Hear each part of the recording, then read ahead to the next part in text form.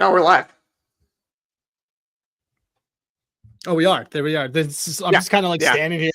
I don't know. I'm also the old dad days. Whenever your wife asks you, "Did you remember to pack the extra pouches?" and you immediately go into, "I am just forgetting about all things in life right now, so I don't have to answer you." Well, we have water play. Like they have water play on a couple of days a week, which is not what people think it might be, but it's for children. It just means that they literally play with a water table or go through a sprinkler at daycare. So today it was just like, did you pack their change of clothes? And I was like, of course. And then I did not. So I had to like run back inside, take care of that. And then I put in an NFL feature that I really like. That I could tell people about it, but like you can tell people about it now. I mean, it's JJ McCarthy under 24 and a half touchdowns. Yeah, we're not sportsist, but JJ McCarthy under 24 and a half touchdowns. So anyway, only six guys in their rookie year, even though it's a rookie asterisk year for him, have had 25 or more touchdowns. And two of them were last year. And if you look at, even if you expand it to, well, what about second year leaps? Like that's fine. Generational talents who do this. So anyway, he's not doing it. How many did Sam Darnold throw last year, by the way? 31, 32. He had generational the number is up because of a KOC offense, but it's also just like I can't take out the fact that this is a guy coming off a knee injury and is still a rookie. But we're not here to talk about it. It'll be here soon. As people jumping in, I love fading a Michigan guy. Careful, our producer is based in Michigan. So, but yes, I get your joke. He's a Western Michigan guy, though. I don't think he's a true. He's in the physical state. Guy. He's in the physical state. All right. So from football becoming alive, let's talk about something else that's super alive. Guess what is not buried anymore? Oh, wait, by the way, everybody who's joined us for Dad's Bet Baseball. We haven't even done an intro. That's the longest cold open. Dad's Bet Baseball. I'm Adam Rosenberg, and with me as always is CJ Buskey, aka Slippin' Jimmy. CJ, do you know what is live, what has come back from the dead? I mean, I just gave it away because I said our Texas Rangers, but yes, I didn't even feel like I had to say it because if you listen to this show, we talk all the time about how we can't quit this team. I think we even said in the last episode a reference to that. DeBundo said it's a World Series winning team if they can get to the playoffs. Yeah.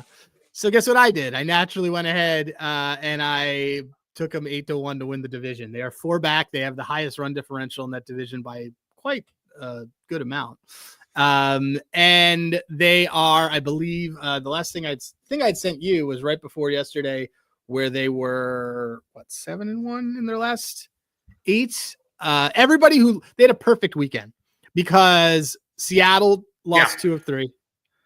The Astros got swept by the Nick Kurtz led A's. Yeah, by the Nick Kurtz led A's, which by the way always happens to that Astros team. When that Astros team was good, they used to go to Oakland and get swept, and people would freak out. But no one cares because they don't think this team's any good. My point is buying these Rangers because I was also looking at what happened last year. Detroit starting in like August 11th, went on a 31-13 run the rest of the season. So these teams that are like in it or kind of whatever, like the magic can happen. And if everybody gets healthy, they can absolutely do this. But really, really good weekend for the Texas Rangers. I am back as they have pulled me back in. You told me last night that you will not be adding more liability to this team that we have. I will definitely not. I put more on because that's just all I'm able to do. I don't. Do you have any thoughts on our Texas Rangers?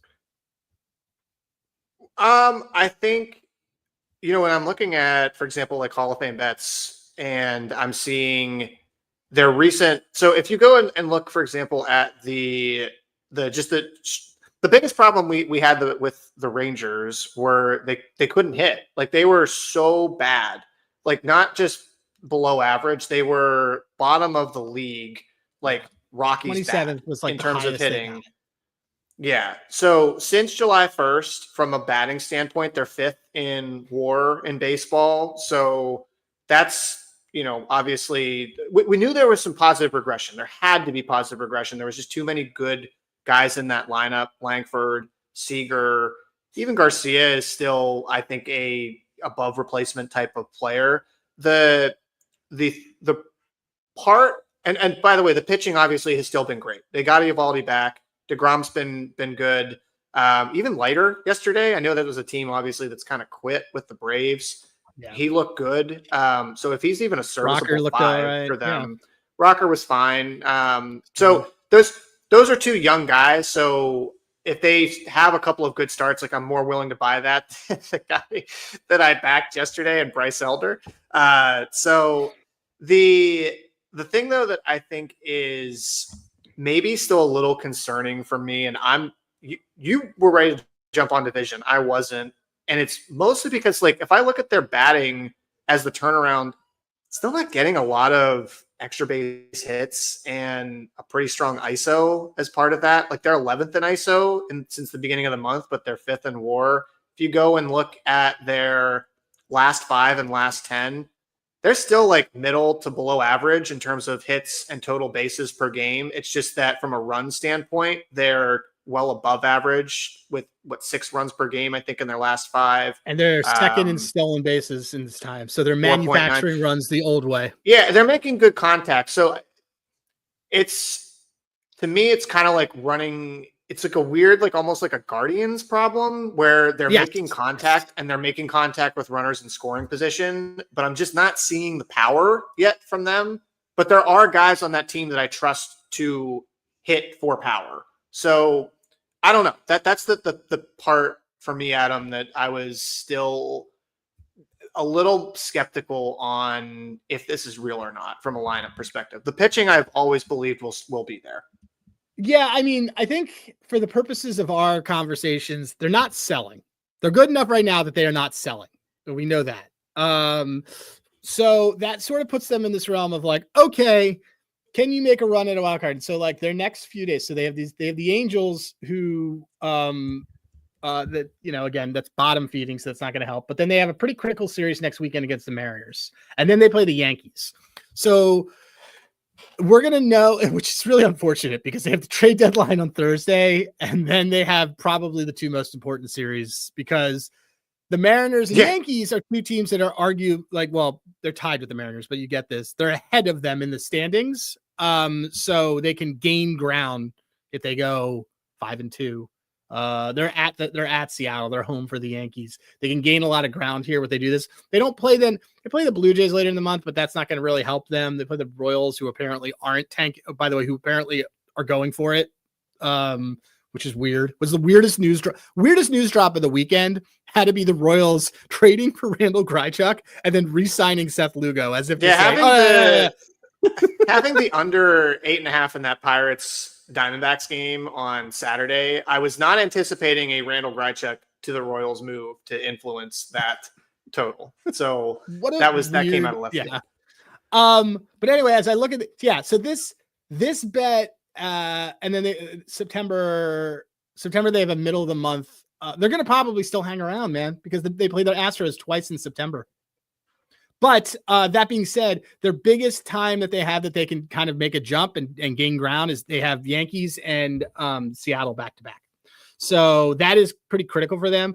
I hear what you're saying on the power is not there. I would argue that to these people that are saying, oh, like flood the gates with Cal Raleigh MVPs. I would say honestly that Corey Seager, the way he's hitting on a team that is surging, is a better MVP bet than a Cal Raleigh MVP bet right now. I'm not saying make it. We already have it from like 1 billion to 1 that isn't going to hit, but in terms of what a team is doing, but that's a critical series. And my pushback is that the run production, like you said, they've become a little bit of a Guardians type of team because look, the biggest rally killer is a home run. And that the Phillies have showed us that every single October, clearing the bases ends the threat.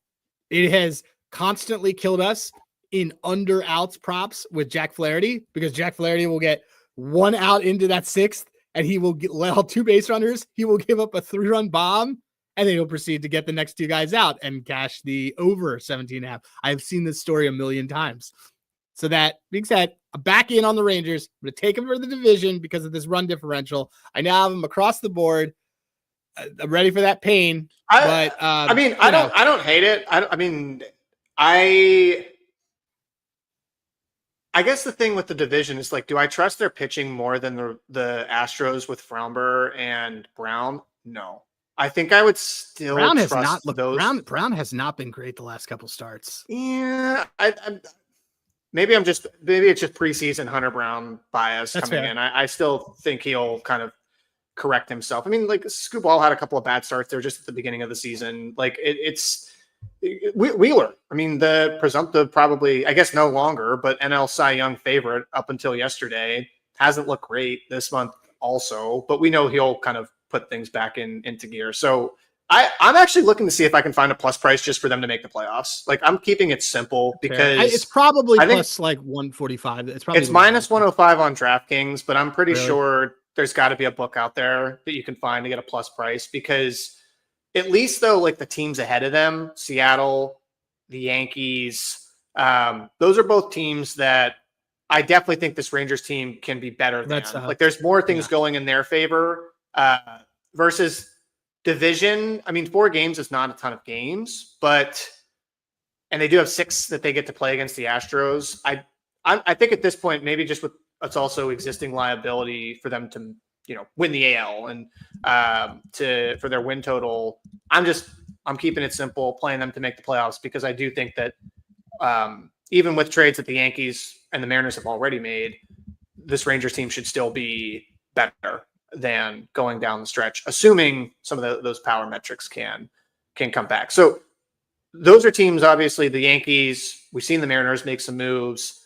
One idea I had coming into today, and we'll talk more trade deadline later this week. We'll actually be, I believe, doing a podcast on the trade deadline that day. Yeah. So we'll have more stuff to talk about that. We're live labbing this, but maybe we'll try to get 2 guests in that we can live.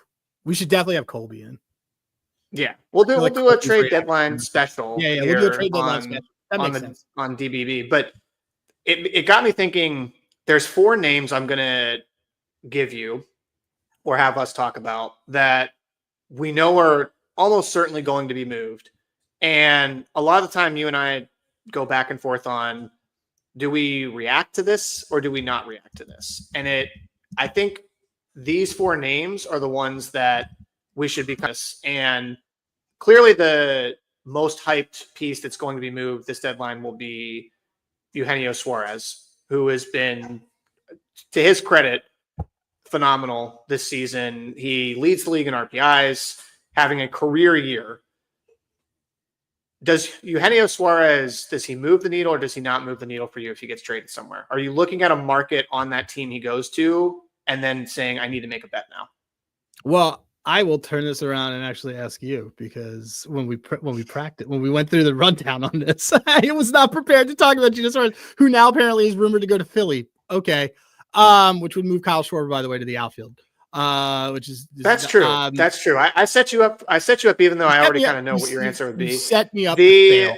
Let's hold on. Take 2. Boom. All right. Let's try this. Everyone, we're gonna do the Men in Black beep, so everyone can see whatever. And I'm gonna start the segment over. It's fine. DJ, I know you're a really great. DJ, you had a great idea last night for a segment on 4 different players and if they move the needle or not. And I'm gonna kick it off and send one to you. Gino Suarez, do you think him being acquired moves the needle? Yes or no, and why? So I don't think he moves the needle. I know you don't think he moves the needle. That's what I was just setting up a quick no from you and then throw it back to me. So either way, I got a nice Men in Black reference out of it. I think the main thing with Suarez is we know he strikes out a lot. Now this season he has been a little bit better on the strikeout perspective. If you look even at kind of his month-to-month splits from striking out for May to June, July, it's actually he's seen his strikeout rate decrease. He was striking out about 33% in June. He was striking out about 4% less the next month, and he's been kind of going down since. The main thing with Suarez for me is that every single season he has a month or 2 where he gets just supernova, like hot. And you go back and look at like 2024, 202 WRC plus in the month of July, 110 in August, okay, but a little bit above average. September, October, 180. 2023, 133 in July, 132 in August, and then he kind of goes back down to being an average to below average player. The season that this probably most closely resembles for Gino is 2022, when he was an above average to great player just from a batting perspective the entire season. He had a 130. Let me actually double check here.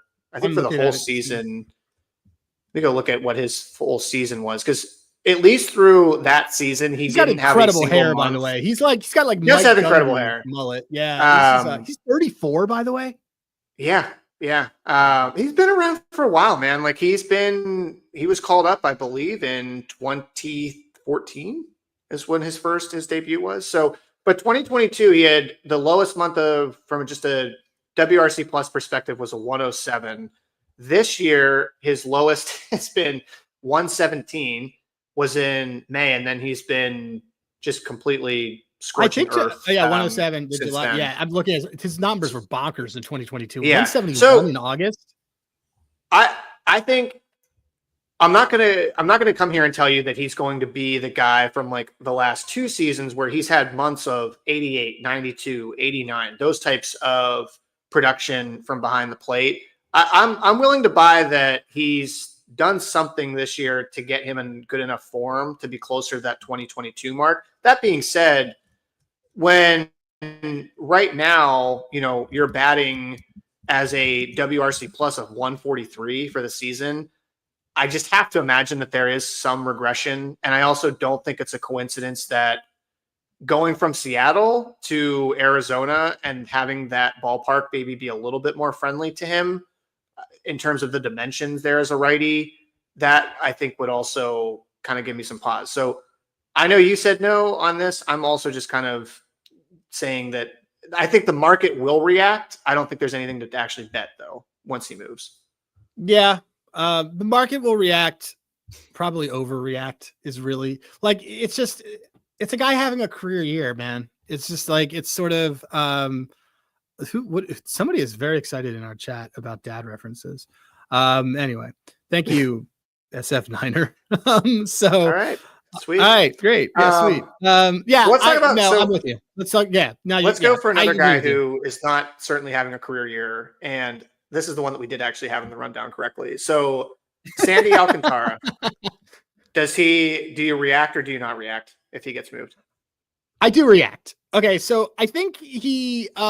First of all, you have him for a year past now. So whatever you traded for, you have 2 years, I think, actually. I don't have it in front of me, but all of his stuff plus is still good. We are kind of like getting on, we're getting on Sandy Alcantara for having like a down year after coming back from missing an entire season because he tore up his elbow. Before that, he was great. You would look at his splits and you would say, wow, like he's not doing that great. So started off terribly, ERA of 8.31 in March and April, ERA of 8.64 in May. June got better, 4.34. July back up to 5.63. So his like first half, but putting it all into a vacuum. First half an ERA of 7.22 since the All-Star break. Obviously only 13 innings pitched, but 2.77. And the big thing that I noticed is that his ground ball rate's gone up and his hard hit metrics have gone down. So he went from giving up home runs. He had 4, 4, 3, 2. The ground ball rate, like I said, is going up, and the slugging has gone down. This opponent's slugging has gone down. So I do think that Sandy Alcantara is turning into a meaningful contributor that would be able to give you playoff innings, be able to really help out. I love the rumor of him going to Toronto. I think that it would move the needle more in Toronto than it will for New York if he goes to the Yankees.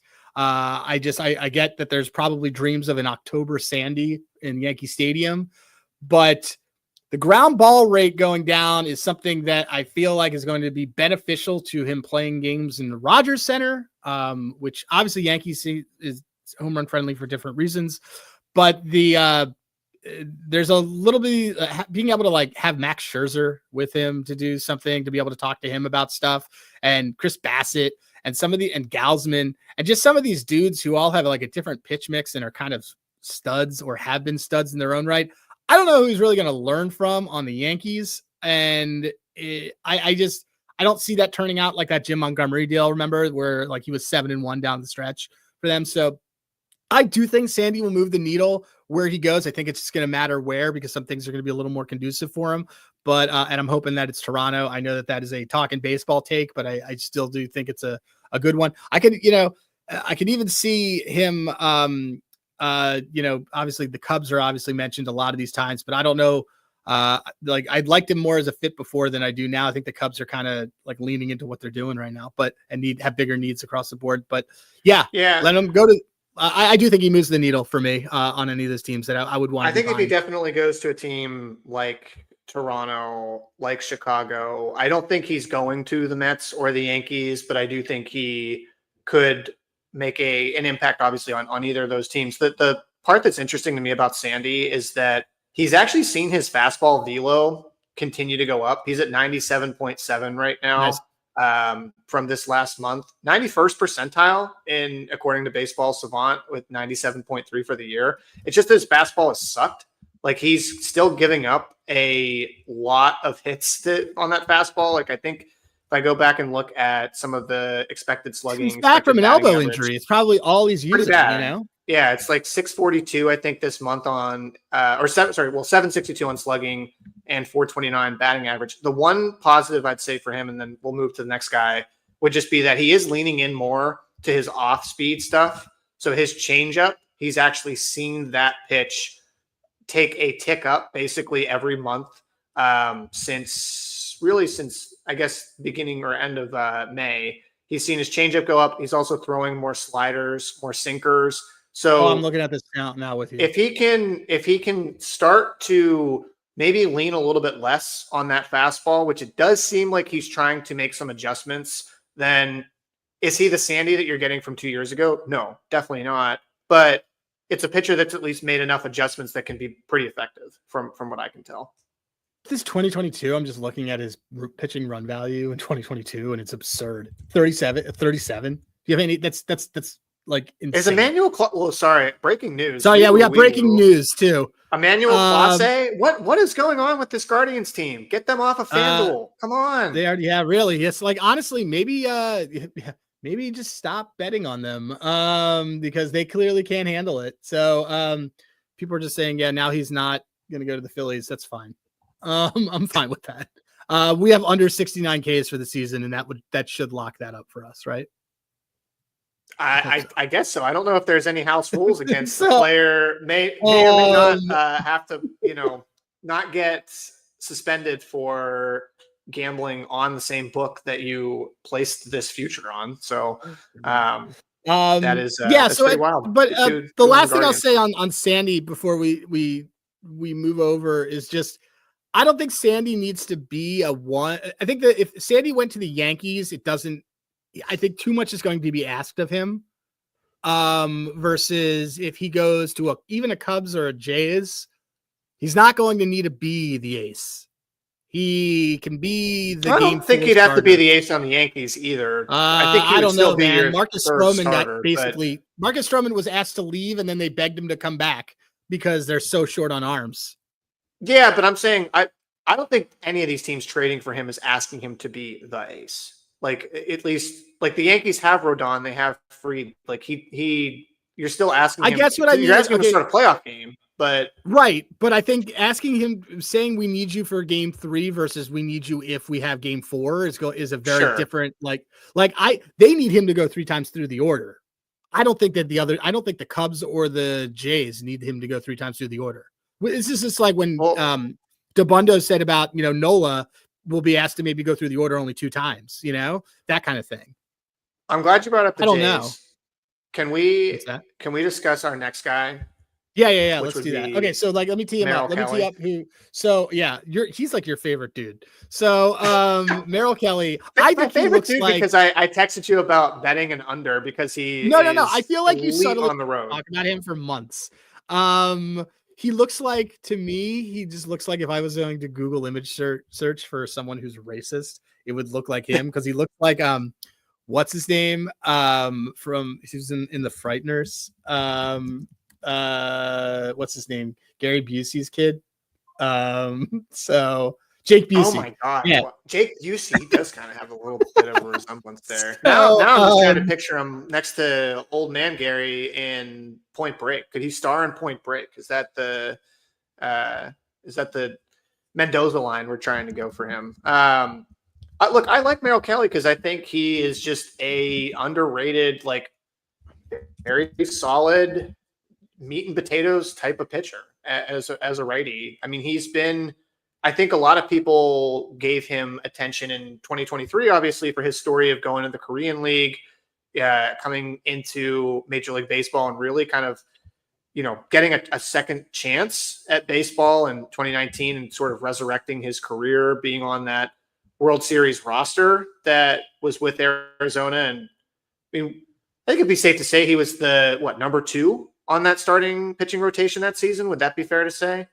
Gallen probably won him he was awesome. He was awesome in the playoff. Gallen wasn't great in the play. He was awesome in that entire time. He was a KBO cast off, right?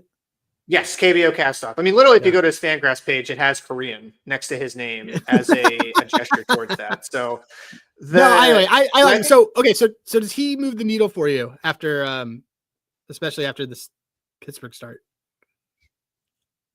You mentioned Toronto. Yeah. Well, you mentioned Toronto. So I think he's a great fit on a staff like that, even though I think Toronto actually probably needs another lefty, because now you're banking you're going to probably, are you going to ask Eric Lauer to start a playoff game? Like, is he your third guy in the rotation? Yeah. You're not going to go righty, right? You're going to try and have to at least, you can't with, you can't, if you're hosting a playoff game, you can't because, like we just the Rogers Center dimensions, because like that left field, that you can't, left field is like it's shorter obviously in right field, but like 368 is not far. So and that's bad. Like you're going to run into pull hitters. That's the thing, is that you got to be afraid of pull hitters. And two teams that need a righty are the Yankees, and I would say, I don't really say Toronto. Like I think Toronto needs a starting pitcher, but I think they more so need a lefty. But I'm going to react either way if, like, for example, he goes to either of those teams, because if he goes to the Blue Jays, I'm feeling more bullish about them now winning the division and I would be looking for potentially like Toronto as your AL, not favorite, but like your number 1 seed. If you could bet a number 1 seed market at a decent price, Kelly would add, I think, some more stability day to day in that rotation. I think they've been kind of honestly pitching a little bit above their weight in this recent really hot stretch that they've had. So if Kelly goes to Toronto, I think that I like their in-season ceiling more. I don't think it necessarily makes a huge impact on their playoff aspirations once they get there. To that point we just kind of discussed, because I don't know if he is going to actually be a playoff starter, or if he's like a game 4 type of option. For the Yankees, though, I actually do think he could make a significant impact, both for the regular season and for the playoffs, because you're going to be asking Luis Gil, who hasn't pitched at all this season, to come into that rotation. If you get Kelly, you can probably start to nudge Stroman out of the rotation at that point. And I think Kelly would probably start a playoff game for them. And I think he'd be fine, given that he's not a pitcher that has ever really been super susceptible to giving up a lot of home runs and giving up a ton of hard hits and fly balls. He's been pretty consistent around the walks, his home run fly ball rate. Yeah, I mean, 10 point walks have been an issue, but when I'm looking at pitchers that are going to be able to succeed at Yankee Stadium specifically, I don't want a Sonny Gray. I don't want a Jack Flaherty. I want somebody who is going to be able to induce a lot of soft, kind of medium contact. He's not going to strike a ton of people out, but he is going to at least keep the ball down. And yeah, I think I'd be bullish, or more bullish, on the Yankees sort of ceiling if they acquire him both from a regular season and I think from a playoff standpoint. I think that I agree. I mean, I think that I just he's also just he's a dog. That's really what it comes down to. Like Merrill Kelly's a dog. He just is. You come back from pitching in the KBO until your mid-30s. He's 36 years old, man. Like he didn't start in the MLB until he was like, like this isn't like a rookie, like he's a dog. I like it.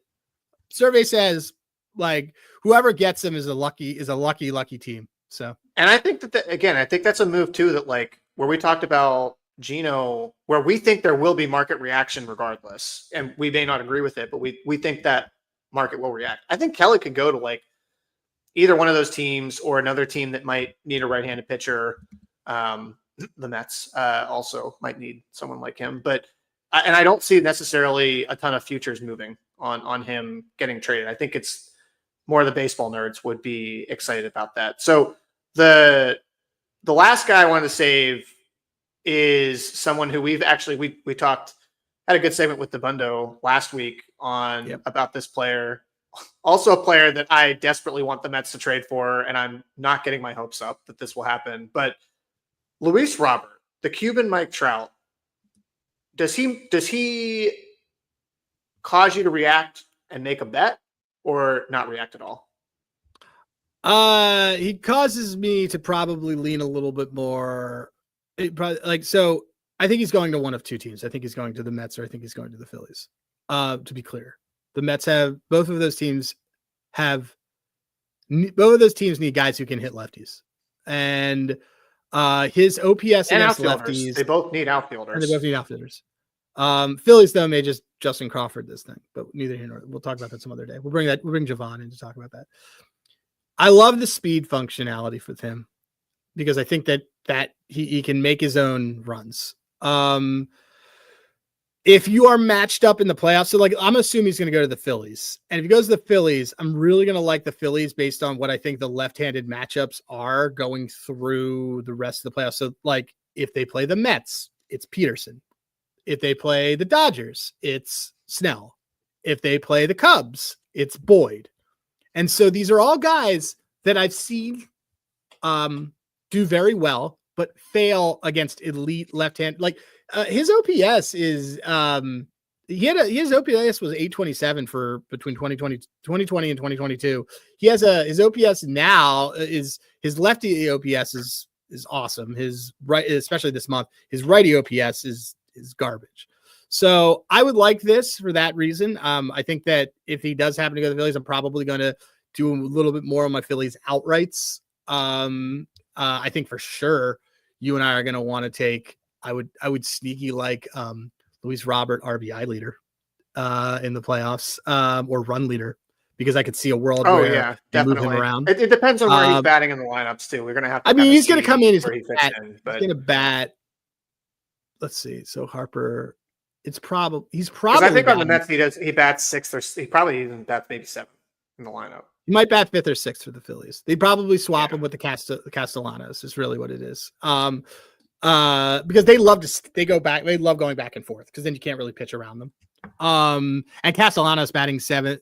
Yeah. But then your Castellanos, point is, yes, I think so. I think he moves the needle. I think he does move the needle, because you can never underestimate how much a guy, if he doesn't want to play somewhere, kind of loses his ability. But when when the grass is a little bit greener and you are happy showing up at a ballpark, this is a guy who's way too talented to have never really made a playoff run or done anything. And even some of his numbers this season, I think, are not super, like from just a standard metric standpoint. They're obviously bad. But if you look at he's hitting 204, he's got an expected batting average of 240 and a slugging of 339, but expected of 419. Again, take that with a grain of salt. Obviously, these things. I mean, he has a 966 OPS against lefties. That's insane. It's almost a dot. Yeah, I mean, it's, to me, I think there's some positive regression coming no matter what for him. And if you look his max EV, his barrel rate, his launch angle, hard hit percentage, all of the core, batted ball metrics, if he starts making more contact, he's going to start hitting more doubles and more home runs. Like that's just, it's kind of like, there's not some sort of massive, you know, exodus of power from this guy. He's 27 years old and he's on a team that has, you know, been rumored to sell for the last couple of years and has the worst record in baseball history. So, yeah, I think the ceiling is still immense with him. It's just the biggest thing will be what is the price tag going to ultimately be that the I mean, he's White hitting Sox would so be much better willing now. to He's hitting take. 325. He's a 926 OPS this month. He's hitting a Yeah. lot better. I don't know. Yeah. I've been hearing more and more about Abel being involved, which I'm not crazy about. I hope that that's more on like a Geno end, but we'll see. I don't think they're gonna have to pay a lot because he's a club option, like Abundo said. Yeah. Okay. So, all right. Now, first of all, everybody, to reset, you're watching watching Dad's Bet Baseball. Our friend of the pod and sponsored by Hall of Fame Bets. You can use code DADS. We are going to now use Hall of Fame Bets and Handigraphs, which you can use HG DADS as a code. You get $10 off the rest of the season. I can confirm we will be adding some form of hockey at some point in the fall, but that's all I can say. And CJ is going to take us through how we find, well, what market is it that you're kind of attacking? I've obviously been very big on walks and batter Ks, but mine is a little different. But what do you want to show the folks at home? Yeah, I kind of want to look at something interesting for today. And one market that I like to occasionally dabble in is batter RBIs. Batter RBIs, you know, it's pretty straightforward. You're just betting if that batter is going to hit a run in, so they can do a sac fly, still counts as a win, just has to bat somebody in. So when I'm on Hall of Fame Bets, one of the things I like to do to, you know, there's sort of I kind of think of it, Adam, as like a 3-step process where I'm finding a bet, I'm validating that bet, and then I'm sort of like confirming, like one last sort of check before I go in and hit the button. So right here is where I'm just strictly trying to find a bet that I think that I would like. And what's really great within Hall of Fame Bets is that you've got the trends tab that you can go to right here. And you can go and see based on what the implied probability is of that prop, you can then go and see like what is the edge, right? So if somebody has, in this case, like let's say Marcus Semien under singles, if he has hit this at a 90% rate, but they're, you know, putting this as a plus price, that's a 41% edge based on the price difference. So there are a couple of guys in here that it looks like are actually hitting a, you know, number of kind of RBIs in that sense. And one of them is I'll go look at, for example, is like Bo Bichette. So this one is over Bo 1.5. Bichette pops every single time I open this app. I don't know if I want to do over 1.5. That's a lot, even though it seems like every time he's been, it's been 2. I mean, he's leading off. 10. You would have to rely on the bottom of the order, right? Right. Or a home run. But even if you do half, like you're still getting that, for example, at like plus 130 on DraftKings. So right there, I'm like, okay, that's kind of interesting. It's kind of showing an edge just based on the number of times that player's been hitting it. And then you can obviously go into here and you can see like he's actually averaging 0.8 RBIs in his last 20. So even after this stretch, even before then, still like fairly consistent. So I'll go into Handigraphs here. And so the first thing I'm typically looking at is I'm going to go look at, all right, well, who is he facing today? So he is facing Eflin, right? Which I think we're going to come back to this guy here in just a few minutes. We both ended up in this game for a couple of reasons, but yeah. A lot of Toronto talk this episode. We respect our friends north of the border. We're looking at you streets. So go to here, click Toronto. It's going to bring up my lineup. So Bichette is actually batting 4th, it looks like, in the lineup today. So the big thing I'm looking for RBIs is obviously who are the guys that are getting on base, right? I just need to make sure that people ahead of him are getting on base. So I'm going to go look at like WOBA and OBP, and boom, right there. Top 3 guys in terms of WOBA in their last 5, Vlad, Springer, Lucas, I guess is how you pronounce it. Top 3 in the order. That's great. You go to OBP, You've got, I guess Lucas is a little bit down, but Woba is going to imply that he's still very, very good. A very good chance of him getting on base. So already I really like this. The one thing that I'm going to also look at then is, remember, Eflin's a righty. So I'm going to go back here and I just want to double check how they've been hitting righties, how they've been getting on base against righties. Right here, Luke's, he is not great in his last 30, but Springer and Guerrero both are, and Will Wagner is really good at getting on base. So, you could have a case where, he could be also potentially somebody that Bichette tries to drive in some capacity. So, Bichette on his own, he's actually hitting right-handers really well, even though ISO is somewhat important for an RBI in terms of, like, if you have a high ISO, then obviously your chances of hitting an RBI are going to be greater. Really, I'm just looking like, are guys getting on base in front of him, and is that guy making good contact? And the answer here is obviously yes. Against righties, he's been great at making contact, including that 360 BABIP. And you go look at him on the season. That's kind of my last sort of check here is, 293, 331. So that's not like it's a crazy outlier based on his season average. He tends to do pretty well there. So for me, man, Bo Bichette, 2 RBI. If you want to go for 2+ RBIs, I mean, Yeah, what is that? That's plus 430 compared to plus 130. So, like if you look how many times he's done it. Like yeah, he's done it a lot. So that's why I'm hot. like, yeah, like and from a 2 RBI standpoint, he has hit this 40, is that right? 42%. Oh, wait, sorry, that's at 2. I'm sorry, that was at least 1. Still yeah, 18%. Right? That's 20% of the season. That's great. That's really good. That's still pretty good. So it might even actually be that I go with the 2 RBIs here, but obviously if you want to play it a little bit safer, you can go to the plus 130. So staying within where you are right now, because last night I was in Hall of Fame bets, and I said, okay, well, let me see if I can try to find people, because I've been doing a lot of batter Ks, and instead I stumbled across a split on a tier 1 player that I was shocked to find, and that number's actually gotten better, which I like it. So if you would please you can go to trends, and you can just do trends and sort it by total bases and over, and you'll be able to see right down the last 5 is what I like to do, just to see what happens.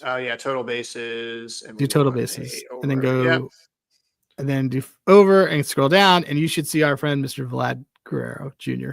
as you scroll down for over. There he is. There he is.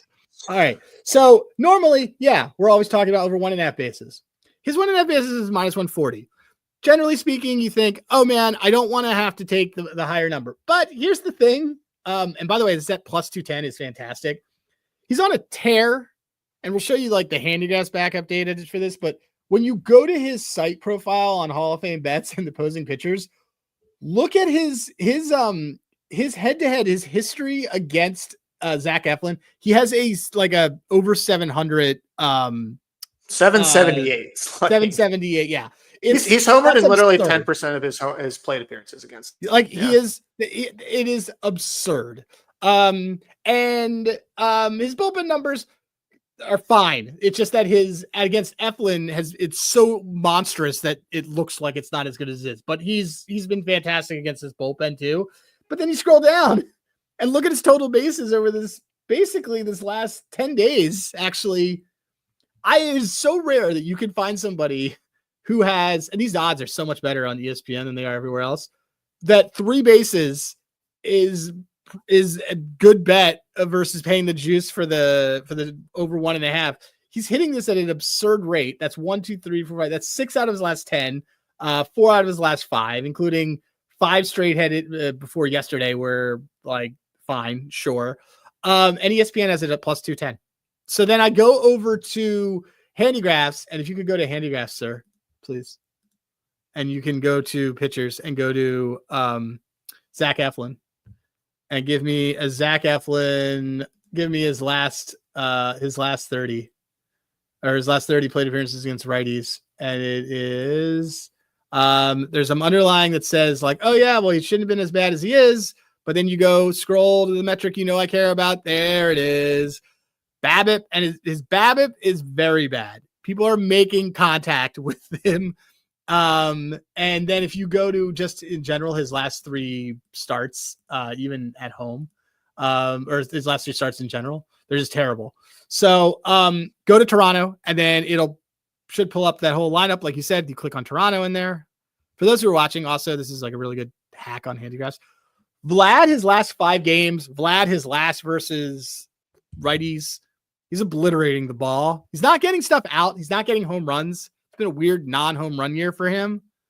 But I'm going to take this plus 210 for him to do something that Hall of Fame Bets is showing me he's doing a majority of the time.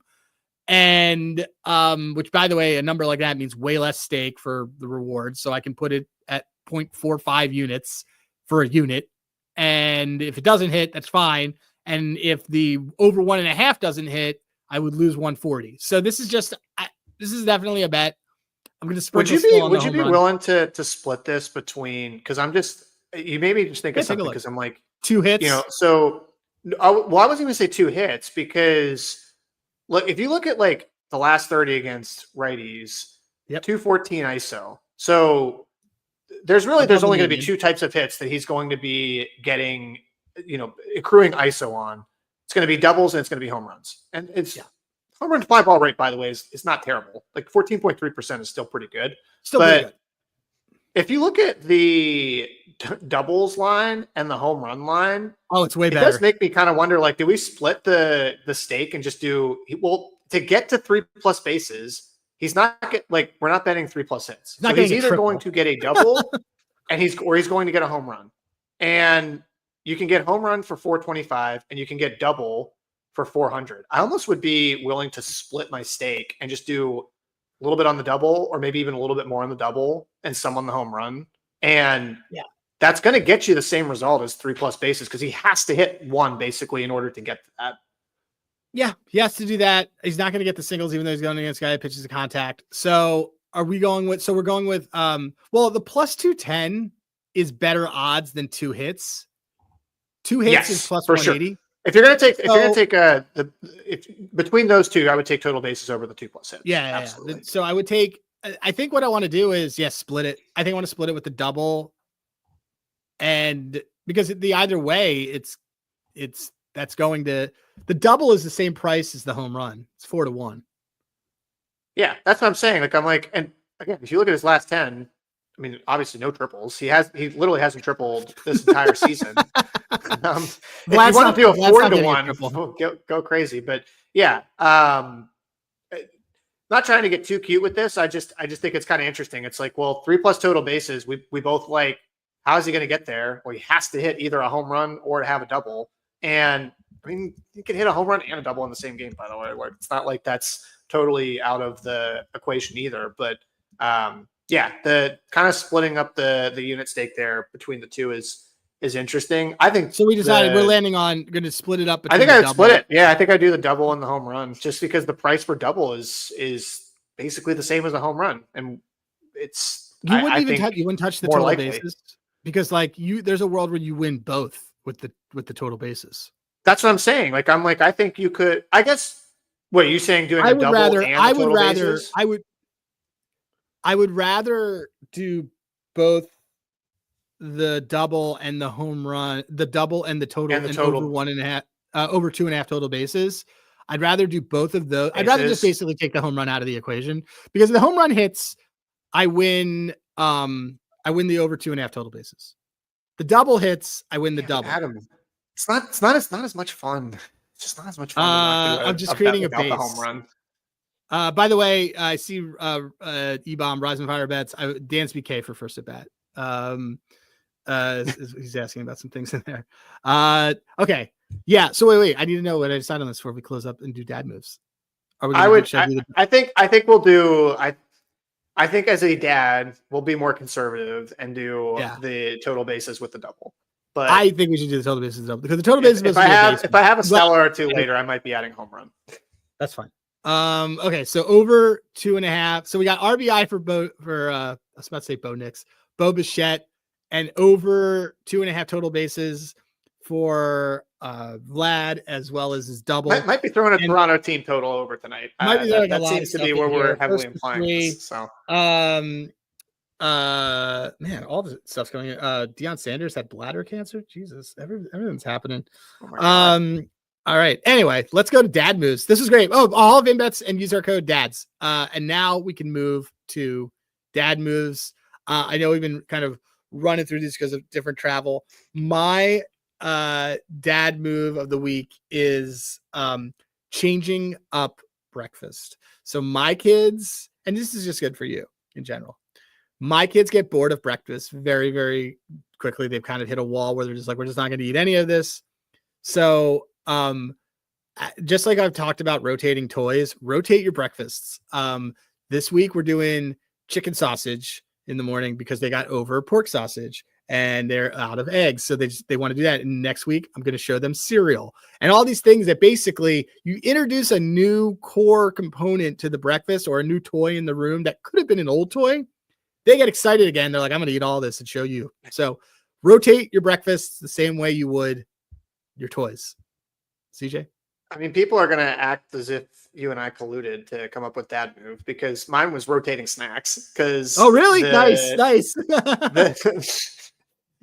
was just going to point out that like my daughter, she used to love granola bars. Like she would ask for, she used to call them Ebola bars, by the way, which I thought was very funny. But you'd ask for we're on macro bars now. So she would ask for granola bars. I think it was like one time they were just out of the granola bars we normally get her, and we got her these Elmo wrapper granola bars. The same thing. They just had an Elmo wrapper, and now she thinks that these are like the special granola bars. So the only ones she wants to ask for are these Elmo granola bars. So I would even say like rotating snacks. If you rotate wrappers, they will think it is something different, and they'll think it's exciting. So rotate food and rotate how you present the food. You don't even need to rotate the actual food. Just change how you actually give it to them, and they will immediately think that you've just done something super cool for them.